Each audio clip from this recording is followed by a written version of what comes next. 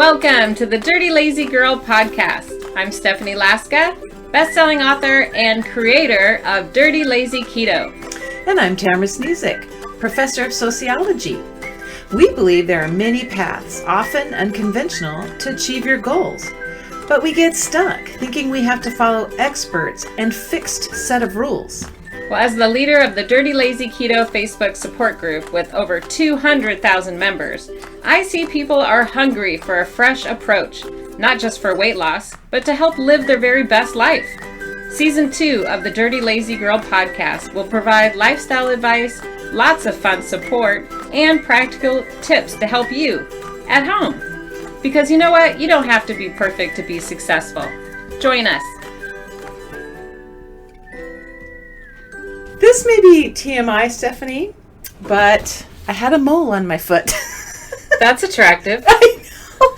It was bothering me, not like painful or anything, but every time I looked at it, I got nervous and worried about it because it was a really odd shape, kind of a weird shape. And then I got even more nervous because over time it seemed to change shape and get darker. And you and I both know those are things that should bring you to the doctor, right? Like, let your doctor look at it.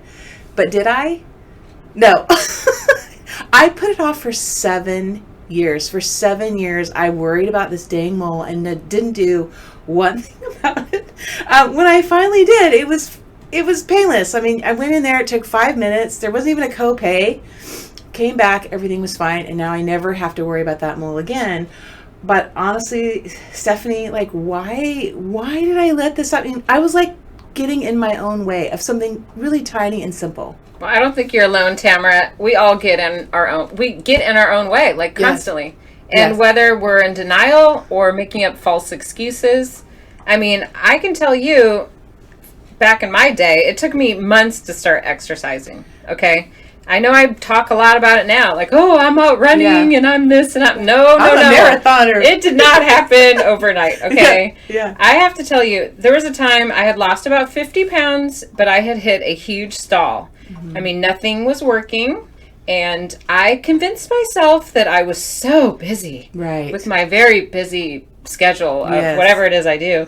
But I argued with myself, Tamara. I said, I can't exercise. I don't have time. When would I shower? How would I get to work on time? Who's going to make... the children can't make their own lunches or breakfast. You did it for the children. I was completely full of BS. Yeah. And looking back, I see it was just total self-sabotage. Yeah. I didn't want to do it. I did not want to exercise. Yeah.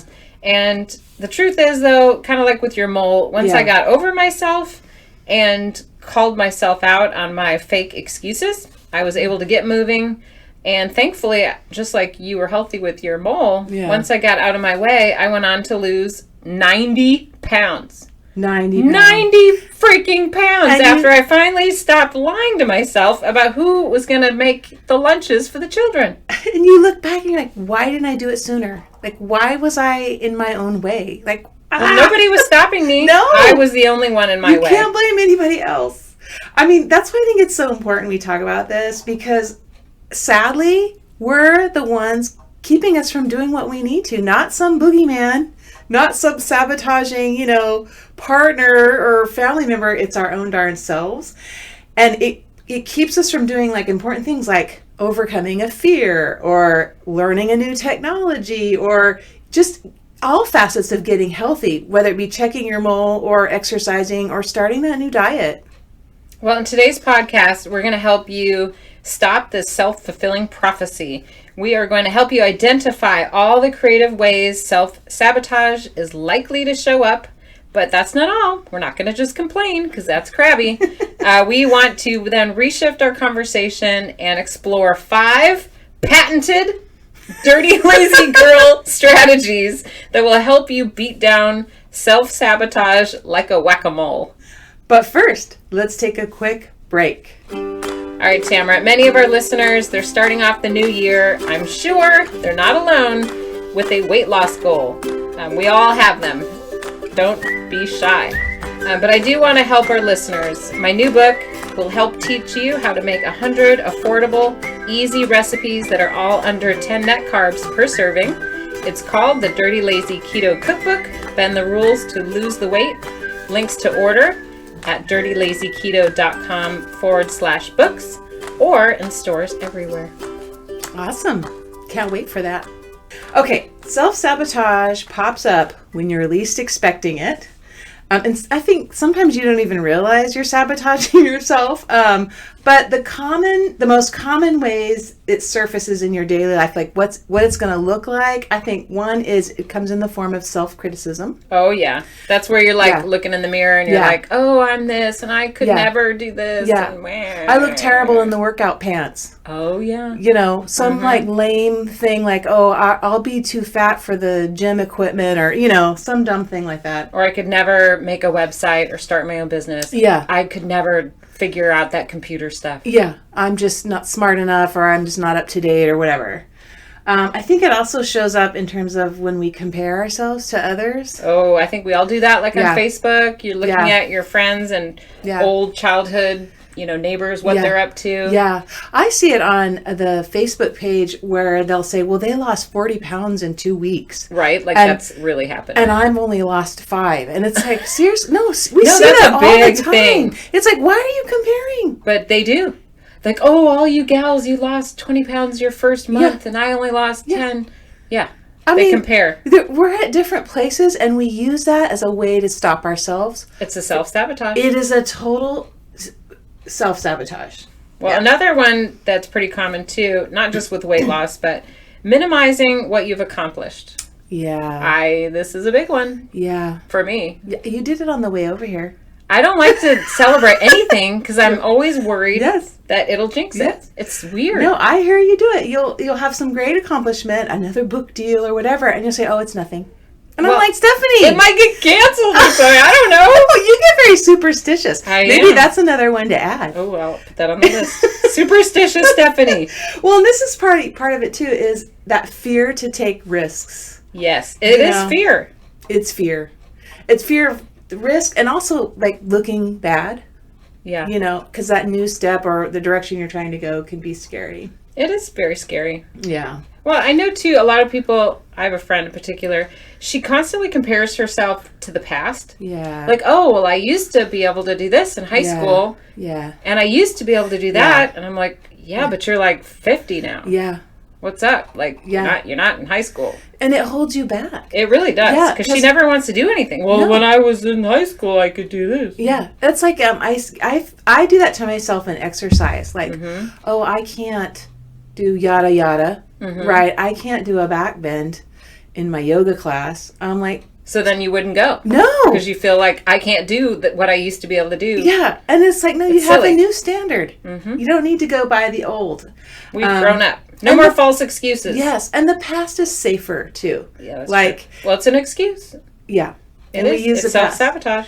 I think the final thing where I see this self-sabotage is just total denial that you need to change. Oh, yeah. Or, like, like with weight loss or, I'll pretend that the dryer is shrinking my jeans. That's my big denial. It's not that I've gotten fatter. It's the dryer's running too hot. Well, I've heard a lot of people too say this when, I'm in perfect health. My blood pressure's fine. My cholesterol's fine. Yeah. I don't need to exercise. Yeah. I don't need to eat vegetables. And I'm like, okay. Yeah.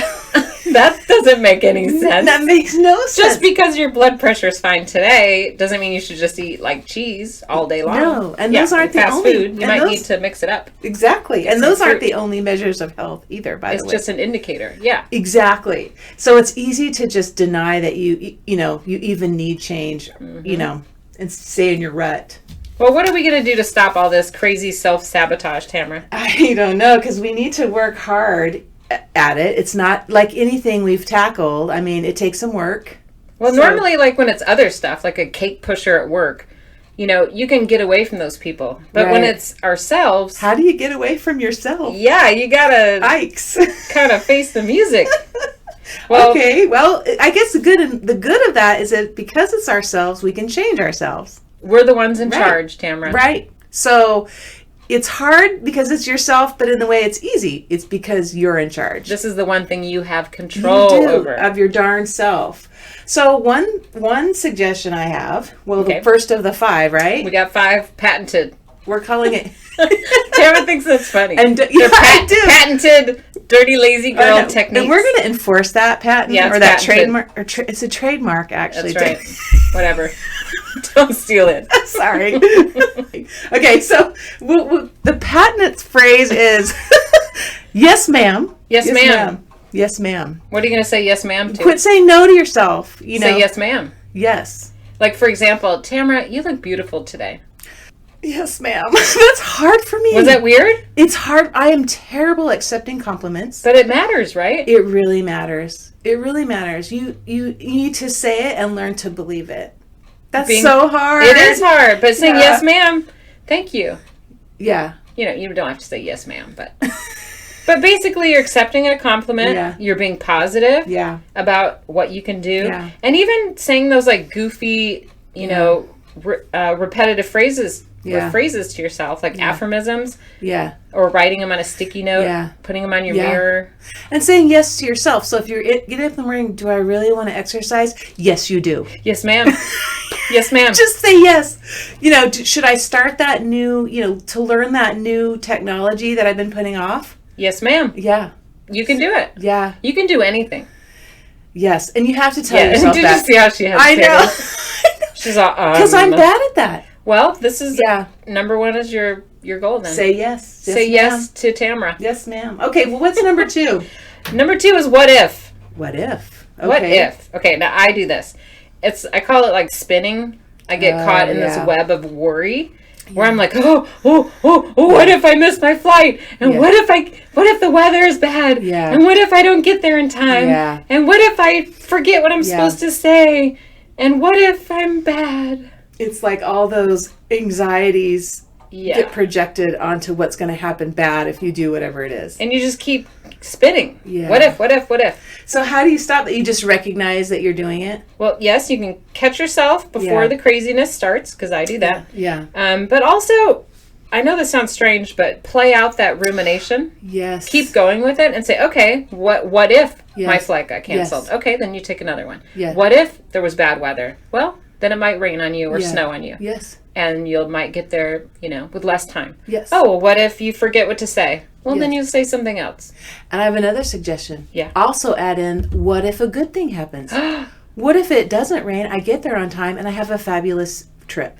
Whoa. So I haven't even thought of that. Yes. And that's our tendency is to go to the negative. Oh, so force yourself to do the what if positive. Oh, look at you, Professor. You're welcome. That's very good advice. I love that. All right. I just had an aha moment. What if something great happened? I probably stole it from some other podcast. That's your patented move. Theirs wasn't patented. Well, I self-patented. I self-patented my tips. But I like that. What if something great happens? Yes. Okay, number 3 is build a shrine. Now, I think Tamara thought I was weird when I put this down. Well, that sounds like something Oprah would say. Well, I do this all over my house. Oprah, give us a call, Oprah. Oprah, I'm available for your visit. Yes. But okay. No, I know this sounds weird, but in my house, like I'll give you an example. If something's important to me in my house, I build a shrine about it. So for example, when I leave my bathroom, on my wall, there's a wall of all the medals that I've collected from all my races piled up onto each other. And I see it every time I come out of the bathroom. And How inspiring. I know. It's like right there. Yeah. Because I see it, every time I go to the bathroom. And then it's right next to the laundry room, which has a big wall of like all of our leashes and dog collars and our running bands and our running arm, headphones, like all the stuff that goes with it. It's this huge shrine in our house devoted to something that's important. Running. Yeah. That's very cool. I'm trying to think. It doesn't look pretty. It does to you. Well, we were talking, Tamara, about your laundry room. I would like to suggest that you build a shrine. I need one. Tell us about your laundry room and what's going on. My laundry room is disgusting. No, about your exercise stuff. Oh, you mean all your hooks. Oh yeah. Well, I haven't done it yet. That's what I was like. This is what we talked about it because I want to. This is on my and I just need to say yes, ma'am, and do it. Yes, ma'am. Which is put a bunch of hooks in there. Yeah, because I was like, I have my exercise socks and shorts and headbands and and all over that, scattered all over. And you had suggested taking the laundry room and putting up the hooks, because I've already got hooks. It doesn't have to look pretty. No, just do you're it. Right. I was just also thinking that another shrine I had just occurred to me is my artwork. Yes, you do. They I've inspire seen that me. office of yours. You have all the paintings. I've added 2 more since you've last seen it, and in my office too. You're right. We're looking at it. If I have a painting I like, I'm now putting it in my office. So I'm like surrounding myself with the things you love that inspire you. Yes, that's it. That's my shrine. So, okay, yesterday my husband asked, we have a very crowded house with my children and dog, very small kitchen. And yesterday my husband asked, could we make a giant rack of all of our cooking stuff in the middle of the kitchen? And I was like, no, that sounds horrible. Yeah. But then I thought about it, and because we're cooking so much, right, with all of our cookbooks, we can't find all of our stuff. It's like in the garage, it's in cabinets, deep, you have to get on your knees, and you cannot find the weird ingredient or kitchen gadget we need. So he wants to put it all in one spot. Are you going to do it? I'm going to. Good for you. Because this is important to us. We're cooking all day, every day. We need a shrine. Yeah. And you know what you had said, this cures one of your other things that you talked about before, is your perfectionism. Yes. And this need to be like Betty Crocker or Martha Stewart it's home. Not happening. You know what? Because my first thought would be too, I don't want to have this messy kitchen it'll junk look terrible, piled up. like a giant cart. But you know what? Crap. It's also it looks terrible.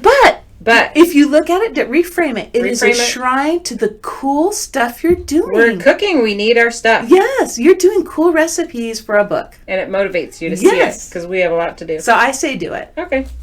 Yes, ma'am. My husband won. Yes, ma'am.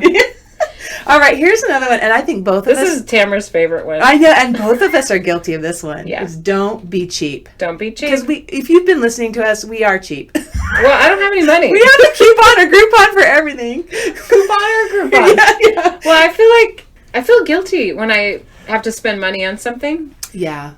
Me too. We were thinking about at our house, we get a computer like every maybe 6 years. Which is, you're supposed to be every 3, I think. Well, I'm honest. Girl, don't be cheap. 6. Well, this was the thing. We were trying to write our last book, and our computer would freeze, and we'd lose what we'd written. Oh, good And then we'd have to reboot it, and it would take 10 minutes. That's terrible. Yeah.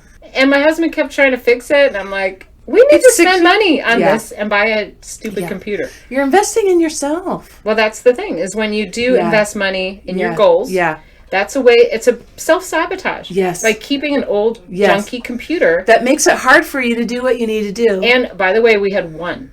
Oh, my goodness. And my husband and I wrote the cookbook together. So we would take turns and argue about whose turn it was to use the computer. Yeah, you need to. I don't think I've ever told anyone that. And they're not that expensive They're anymore. really not. Seriously. Embarrassing. It's kind of like the bra thing. Just get a new bra.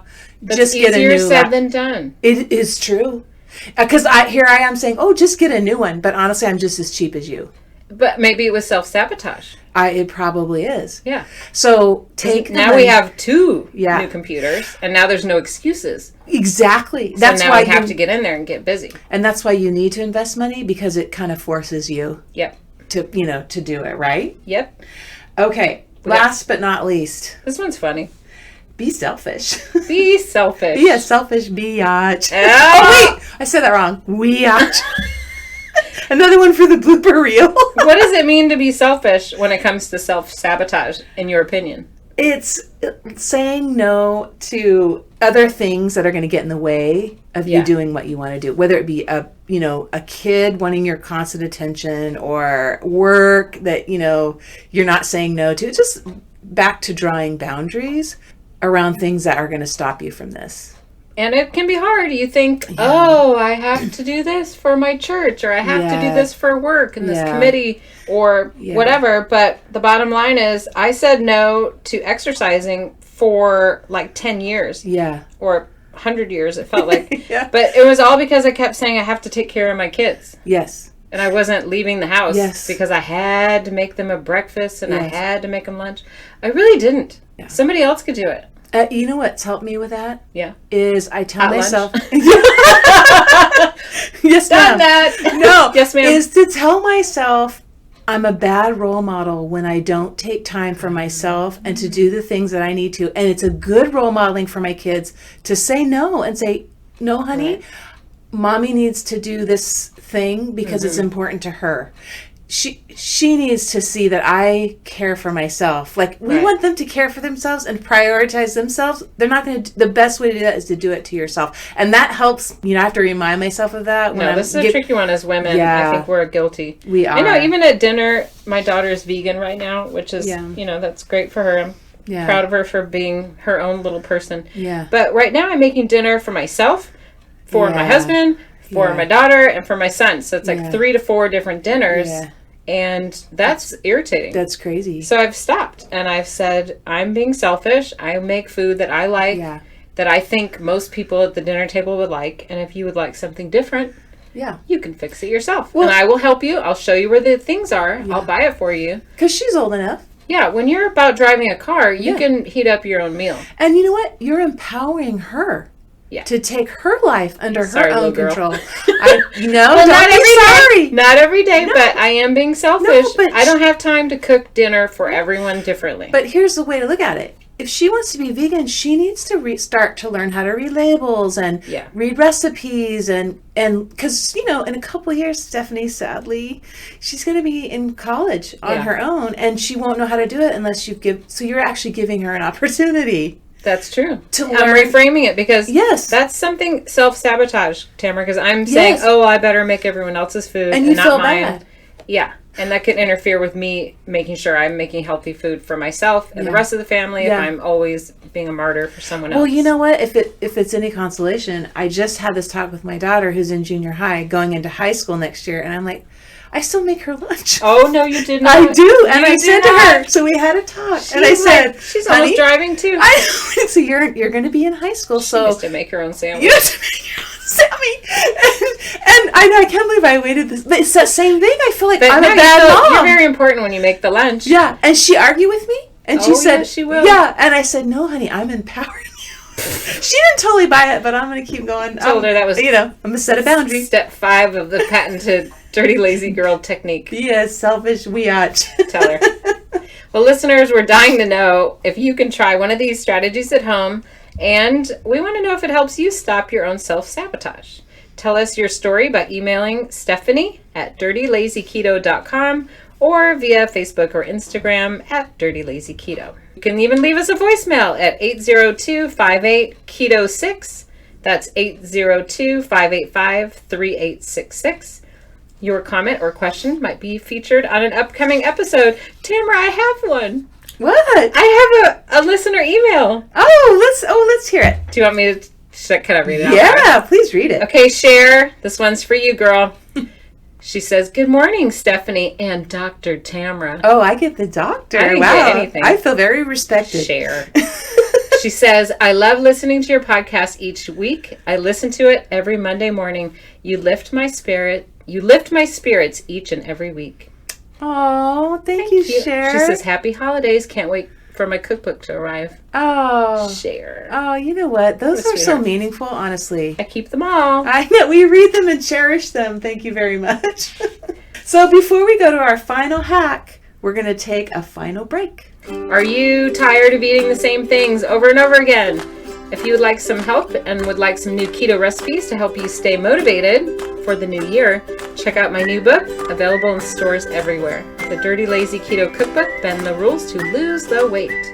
Links to order are at dirtylazyketo.com/books or available in a store near you. Awesome. Okay, Steph, what is your hack? Well, I don't think eating healthy has to be expensive. Eating healthy does not have to be expensive. Did I say that right? Yes. Okay. That makes total sense. Here's my hack, Tamara. Okay. For a long time, I used to think it did. So I would convince myself that if I couldn't go to like Whole Foods or, whatever fancy grocery store was outside of my family's budget, then I would say, I don't have to eat that way. It costs too much. We'll just make, pasta or whatever, rice. And I feel like I was wrong. So my hack for everyone is to take a look at some of the grocery stores in your community that maybe you've never been to before. Yeah. We have a lot of budget grocery stores that I started going into, and I would find that the fruits and vegetables were very affordable. Yeah. But I had to get out of my comfort zone and go to new stores. Not the neighborhood one that everyone shops at. Like, maybe it's in a different part of town. Yeah. But they are available. And I think if you push yourself, you might discover that eating healthy doesn't have to be expensive. Exactly. And there's also resources out there that will give you tips about, online about, cheaper ways of eating keto. Okay. My hack is to do a power hour. Oh, power this hour. one I'm stealing directly from Gretchen Rubin's Happier podcast. Sorry if she patented that, this hack. But what she recommends is that you take a period of time and you just power through a bunch of whatever you're avoiding or dreading doing, and then just stop. So like, for instance, if your email's out of control and you need to delete, zillions of emails, she's like, 5 minutes a day. Just 5 minutes, power through. She's like, you'd be amazed at what you do. I tried it with cleaning. So let's say I'm exhausted. The kitchen's a mess, let's say, and I don't have the time or the energy. So I tell myself, I go, okay, I do a power 15. I call it power 15. Power hour, Seriously. otherwise known as power 15. Yes. That's funny. So I know, I didn't know what else to call it. But power 15, I literally go like a mad woman whirlwind for 15 minutes. And Stephanie, you would be shocked at what happens in 15 minutes. Like, I literally set a timer and I can get the sink cleared, the counters wiped off, and it looking kind of pretty I mean, it's not deep clean, but it looks spiffy in 15 minutes. So whatever. Said spiffy. That's a funny word. I know.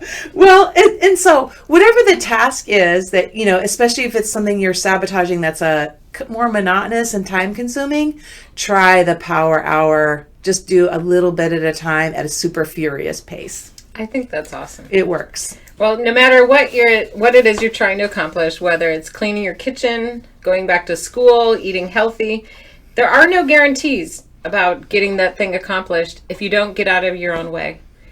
That is what could be stopping you. Yeah. So get out of your own way. Jump on this great ride in your life, dear listeners. I know I sound kind of silly. Sweet. But it's true. I mean, the only thing that's stopping you is you.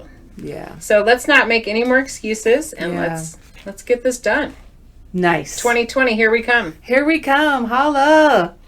So listeners, we would really appreciate it if you took a few seconds and left a rate and review for our podcast. And I'm going to give you directions on how to do that. So on your phone, you can open up the Purple Podcast app, use the search tool, which is in your bottom right corner, and type in Dirty Lazy Girl. Okay? Once you see our podcast, Dirty Lazy Girl, you're going to scroll down until you see the stars. And this is where you're going to leave your rating. So click on the stars. Feel free to give 5. Yeah, I was going to say if 5 rating. We'll go ahead and suggest that. We'll be honest. Yes. And then lastly, click on leave a review or write a review. And you can leave a snappy, cute little title and then hit send. That's it. You're finished. And this really helps others decide if they should listen or not. Now, let's say you're not on your phone. Let's say you're on your desktop. If you open up Apple Podcasts, you open the iTunes store, you select the tiny podcast icon. That is going to be in the top left corner of your screen. Again, use the search bar, type in Dirty Lazy Girl, and click on the artwork. In the center of the page, select Ratings and Review. You will have to log into iTunes, click on, quote, Write a Review, quote, and then finally leave a review by clicking on the stars. 5 stars, of course. Anyway, thank you so much for taking the time to listen to our podcast. I do have these directions on our website, dirtylazyketo.com/podcasts. And it really does help if you leave an honest rating and review. So thank you. Thanks for listening to another episode of the Dirty Lazy Girl podcast. And don't forget to visit dirtylazyketo.com, where you can join the conversation and gain access to all kinds of free content to help you on your dirty lazy journey. If you enjoyed today's podcast, consider supporting us by subscribing, rating, and reviewing us on Apple Podcasts. Be sure to stay tuned for our next Dirty Lazy Girl podcast, where we give you even more tips and support. You don't have to be perfect to be successful. Bye-bye. Bye-bye. Bye. Bye.